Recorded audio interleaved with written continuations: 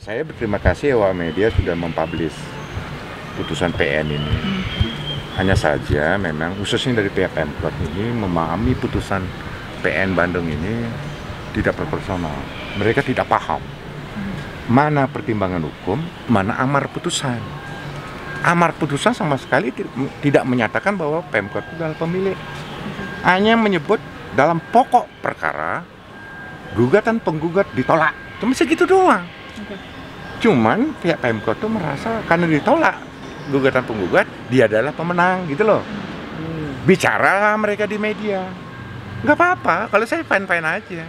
Itulah sebabnya saya luruskan di sini mewakili yayasan bahwa statementnya demikian tuh keliru, keliru karena mereka nggak paham. Ya. Untuk itulah kami mengajukan banding dan sekaligus mengajukan gugatan baru biar menjadi jelas siapa secara hukum pemilik sah lahan kebun binatang ini. Biarkan majelis hakim tingkat banding yang akan memutus. Maaf, bukan tingkat banding, gugatan baru itu yang akan memutus siapapun majelis hakim. Pak, berarti putusan PN itu dianggap cacat hukum ya Pak? Saya tidak mengatakan cacat hukum. Gitu. Artinya apa? Saya berprinsip begini, apapun putusan pengadilan harus kita hormati sampai dibuktikan sebaliknya. Nah, untuk membuktikan sebaliknya bahwa putusan itu tidak benar, itu sebabnya kami mengajukan banding. Ya. Jadi sikap saya sebagai akademisi dalam ini memang mewakili yayasan, saya bersikap demikian. Apapun putusannya harus dihormati sampai dibuktikan sebaliknya bahwa putusan itu tidak benar gitu loh. Caranya apa? Tempuh upaya hukum. Tidak perlu keluar-keluar di koran gitu loh ya, di media gitu. Tapi kalau mereka tidak mau menahan diri ya begitu jadinya. Ya keluar-keluar mengklaim bahwa ini adalah asetnya Pemkot. Itu sebabnya saya luruskan sekarang. Ada dugaan-dugaan kecacatan barang bukti yang diberikan Pemkot, Pak, bisa dijelaskan dan terkait laporan ke Bariskem seperti apa? Ini kan terkait dengan pertimbangan hukum. Pertimbangan hukum majelis PN yang kemarin itu yang menolak gugatan penggugat karena bukti-bukti yang diterima oleh majelis hakim, 13 bukti yang disodorkan oleh pihak Pemkot ini, diantaranya kami menduga ini ada pemalsuan.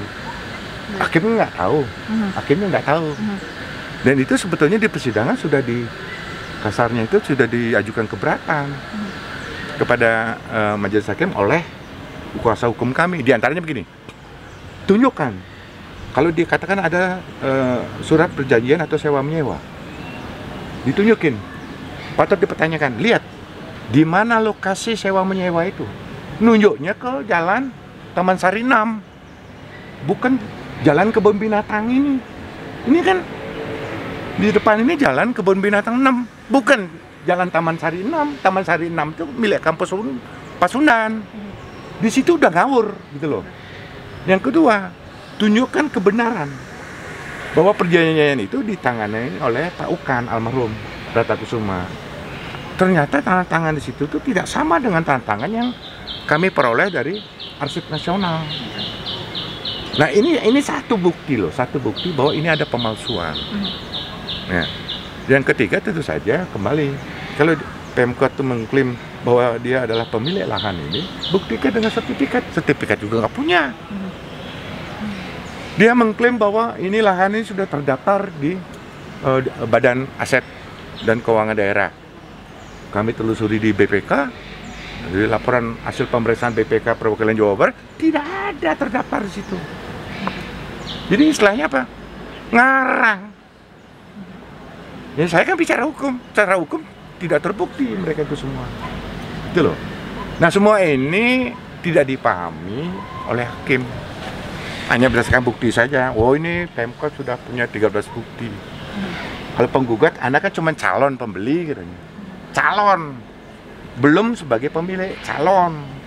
Sementara ini nyata Pemkotnya sudah punya 13 bukti yang menurut hakim sudah sah. Menurut hakim. Itu loh. Sayangnya duplik yang diajukan oleh kuasa hukum kami sama sekali tidak masuk dalam pertimbangan hukum. Ini yang kami sesali. Itu artinya apa? Hakim itu tidak boleh berpihak. Harus sudah netral, tapi dengan caranya demikian itu sama saja dia lebih berpihak, gitu loh. Pak, kalau dari pihak yayasan sebetulnya pemilik dari kebun binatang ini siapa sih, Pak? Ya, kita tidak berbicara persorangan. Yayasan ini. Yayasan ini. Yang tadi saya katakan, dia memperoleh hibah. Oke, dari hibah ya. Hibah, salah satu bentuk. 86 tahun kalau gitu. 89 deh. 89 tahun, bayangkan 89 tahun loh. Hampir 1 abad. Oke.